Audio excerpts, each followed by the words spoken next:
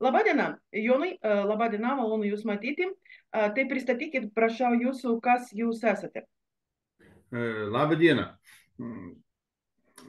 Aš esu aplinkos apsaugos departamento prie aplinkos ministerijos, gyvosios gamtos apsaugos departamento, Alytaus skyriaus vedėjas. Labai ilgas. Pavadinimas gana ilgas. Ilgas, taip.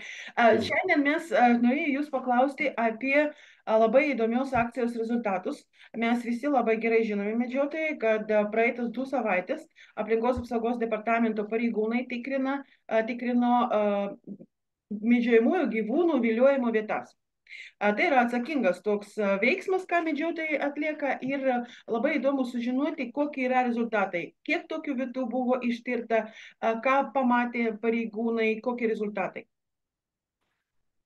Aš galbūt pradėsiu tokią biškį įžangą, kaip mes organizavom ir kaip vykdėm ir kaip pradėjom tą akciją. Taip, ir kiek vietų apžiūrėjote, irgi įdomų rajoną ir viskas. Taip, gerai. Tai šita akcija buvo suorganizuota, ne taip, kaip sakyti, ne iš piršto laužta. Buvo gaunama tokių kaip ir nusiskundimų, ypatingai iš žemės savininkų, kad medžiotojai viliojimo vietose pripila ten per daug pašarų ar sakykime, ant žemės tuos pašarus pila. Už tai ir buvo suorganizuota ta akcija. Tos akcijos tikslas vėlgi nebuvo nustatyti kuo daugiau pažeidimų, ten nubaust, patraukti administracinę atsakomybę kuo daugiau tų medžiotojų, bet tos akcijos tikslas ir buvo, kad pravažiuoti, patikrinti medžioklės ploto vienetus, galų gale, jeigu yra tų pažeidimų, tai įspėti medžiotojus, kad jie sutvarkytų. Ir ką noriu pasakyti, kad dar prieš pradedant akciją mūsų aplinkos apsaugos departamento svetainėje buvo irgi tas viskas paskelbta, buvo straipsnis, kad bus vykdoma ta akcija, kad medžiotojai galėtų, galų galia, jeigu žino, kad vietose viliojimo kažkas netvarkoj, kad turėtų laiko ir galėtų jas pasitvarkyti, pasižiūrėti. Vėlgi mes kaip gyvosios gamtos apsaugos pareigūnai irgi informavom visuomeninės organizacijas dar papildomai, kad bus vykdoma tokia akcija. Ir aš kiek žinau, bent ir pas mus Alytuje, tai visuomeninės organizacijos, sakykime, kaip Medžiotojų žuvų draugija arba Sąjunga gamta, jie vėlgi žinute informavo būrelių vadovus, kad ta akcija bus vykdoma. Žodžiu, informacijos buvo daug ir niekas nebuvo daroma slapta. Ir kaip minėjau, tikslas buvo pasižiūrėti ir įvertinti tą visą viliojimo vietų, sakykime, įrengimo tvarką.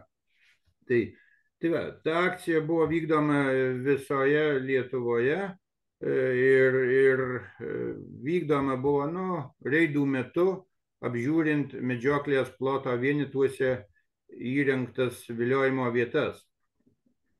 Tai jeigu apie rezultatus, tai per 2 savaitės buvo patikrinta maždaug 200 medžioklės plotų vienetų, tai sudaro maždaug apie 25% nuo visų Lietuvoje esančių medžioklės ploto vienetų ir buvo patikrinta virš 700 viliojimo vietų.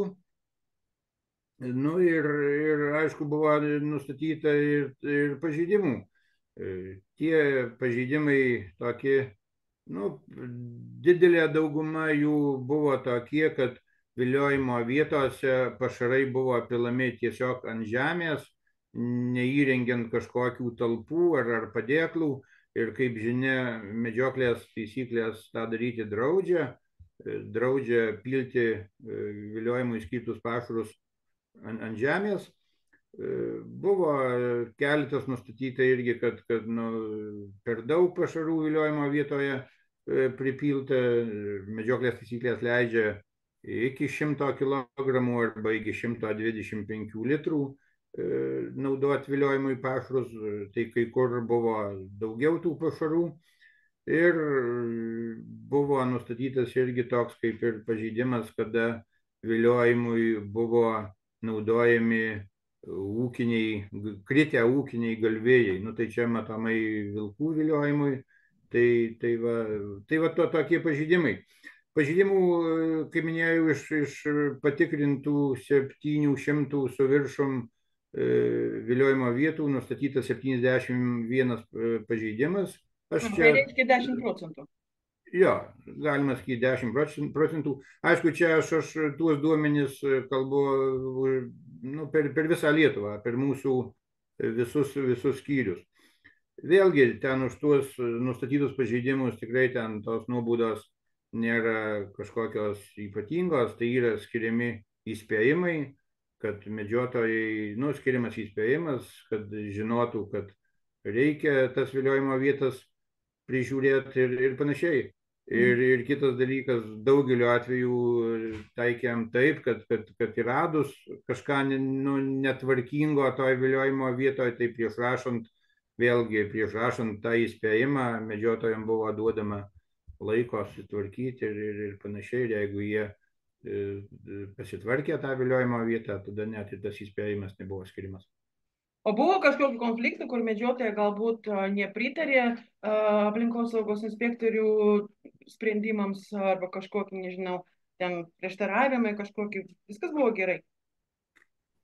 Aš gal iš tą klausimą daugiau atsakysiu, nu jau kas vyko mūsų Alytaus regione, nes nu už visus skyrius man šių klausimų gal kalbėti sunkiau. Pas mus tikrai konfliktų nebuvo, medžiotojai geranoriškai pripažino, kad kažko nepadarė, kažko nesusitvarkė. Vėlgi to geranoriškumo, kaip ir minėjau, nemažai buvo ir iš mūsų pusės, todėl bendrą kalbą mes tikrai su medžiotojais rasdavom ir konfliktų kažkokių nebuvo. Bet kiek žinau, ne tik pas mus Alytaus kontroliuojamoje teritorijoje, bet ir bendravau daug su kolegom ir iš kitų skyrių, tai konfliktų, kiek žinau, tikrai nebuvo ir nebuvo girdėti, kad kažkokie nesutarimai vyktų tarp medžiotojų ir gamtosaugininkų šiuo klausimu.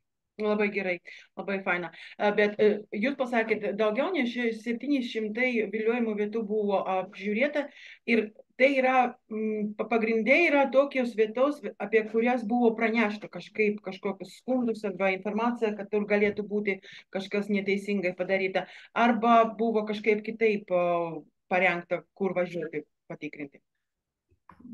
Aš negalėčiau teikti, kad kiek tų vietų buvo, kaip minėjau, virš 700 viliojimo vietų apžiūrėta, tai negalėčiau teikti, kad tai buvo tiek pranešimų ir tiek, kai jūs išreiškėt, skundų. Tikrai ne. Iš tų 700 apžiūrėtų viliojimo vietų, aišku, buvo kažkiek tai ir pagal pranešimus nuvykta, bet kada buvo organizuojami reidai, tai paprasčiausiai buvo pravažiuojami medžioklės plotų vienetai ir tos viliojimo vietos, kurias galbūt pareigūnai iš anksčiau žinojo, ar kitas galbūt surado ir atsitiktinai, tai jų tiek ir buvo patikrinta. Toli gražu tiek pranešimų ir tiek skundų tikrai neturėjom. Turėjom ženkliai mažiau. Labai gerai. O buvo kažkokių tokių įdomių situacijų, pavyzdžiui, aš tai įsivaizduoju, kad sovietmečiais buvo visiškai kitokia ta medžioklės tvarka ir įpračiai, ir medžiotojai, jeigu turėjo galimybę, tai galėjo pripilti, nežinau, ten 5 tonus kukurūzų ir ten sėdėti laukti, kol visi rajonų šernai ateis. Ar buvo kažkokių tokių įdomų atradimų? Tai aš kaip ir pradžioje minėjau, buvo tokių atvejų, kai buvo tikrai tų pašarų papilta daugiau, negu kad leidžia taisyklės, kiek jų galima papilti viliojimo vietoje. Vėlgi tokių konkrečių atvejų apie tai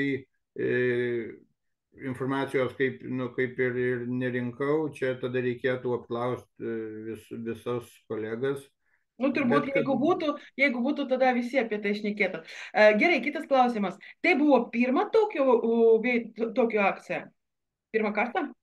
Jo, taip, tai buvo tokia akcija pirma ir tai organizavo mūsų gyvosios gamtos apsaugos departamentas ir pirmą kartą vykdėm. Nors, sakykime, reidų metu visi pareigūnai dėmesį atkreipia, sakykime, ir ne akcijos metu, bet į viliojimo vietas kreipiamas dėmesys, kaip viliojami gyvūnai, ar tinkami viliojimui pašarai ir panašiai.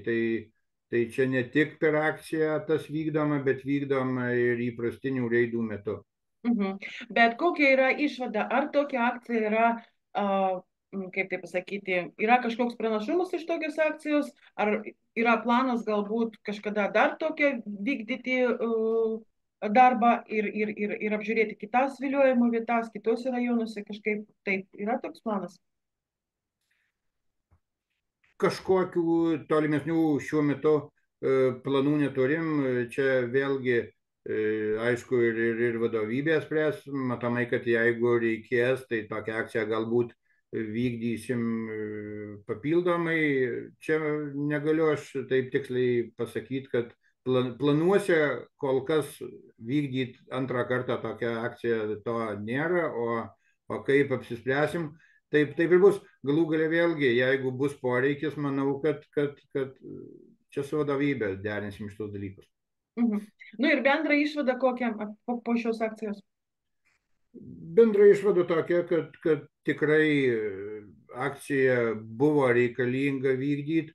Galų gale mes ir kaip aplinkosaugininkai įsivertinom ir tokią, dabar turim bendrą situaciją, daug maž žinoma, kaip viskas visoje Lietuvoje vyksta. Medžiotojams tikrai kažkokių papildomų rūpesčių ar ten papildomų darbų daug vėlgi neužkrovėm vykdydami šitą akciją, o kad ten surašytas, sakyčiau, vienas kitas įspėjimas medžiotojams, tai vėlgi manau, kad nėra per daug nieko blogo, tai yra tokis ir ta nuobauda ir vadinasi įspėjimas, kad neprarastų budrumo ir kad žinotų, kad visgi galioja tos medžioklės taisyklės, kuriuose irgi ten aiškiai labai viskas yra surašyta, kaip vykdyti tas viliojimą žvėrių ir prižiūrėtas viliojimo vietas. Tai manau, kad ta akcija tikrai pasitvirtino ir manau, kad jinai tikrai buvo reikalinga.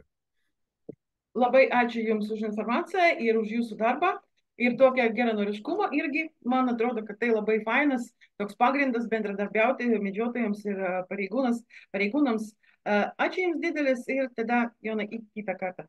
Ačiū Jums ir sudie.